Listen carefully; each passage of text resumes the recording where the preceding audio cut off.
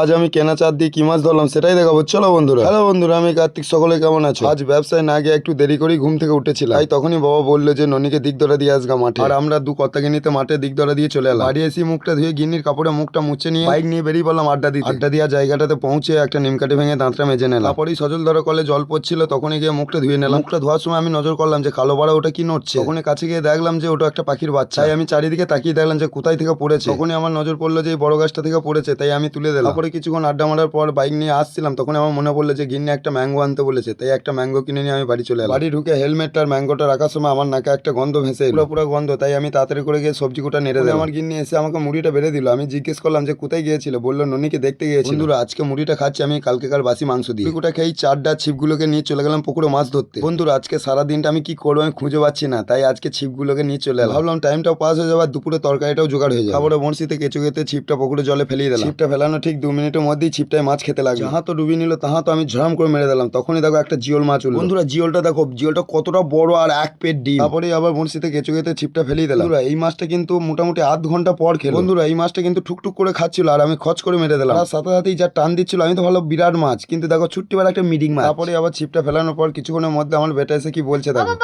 আমি একটা অত বড় মাছ ধরতে পারলাম না। কোথায় রে বাবু? পড়তে গেছিলাম ওই মাছ ধরতে পুকুরে। না বাবা, পরের জিনিসে লোভ করো না, কারো পুকুর থেকে মাছ ধরবে না। ঠিক আছে, আমি বাড়ি যাচ্ছি। বন্ধুরা, তারপরে আমার বেটা বাড়ি চলে গেল। বাড়ি যাওয়ার প্রায় 1 ঘন্টা পর্যন্ত আমি বসেছিলাম, আর কিন্তু আমার ছিপে মাছ খাচ্ছিল না, তাই আমি ছিপটাকে গুটিয়ে নিয়ে এবার বাড়ি চলে যাবো। আর তোমাদের যদি ভিডিওটা ভালো লাগে তাহলে একটা লাইক করে দিও আর আমার চ্যানেলটিকে সাবস্ক্রাইব করে দিও। দেখা হচ্ছে অন্য কোনো ভ্লগ নিয়ে। আজকেকার মতন এই দুটো মাছ নিয়ে টাটা, বাই।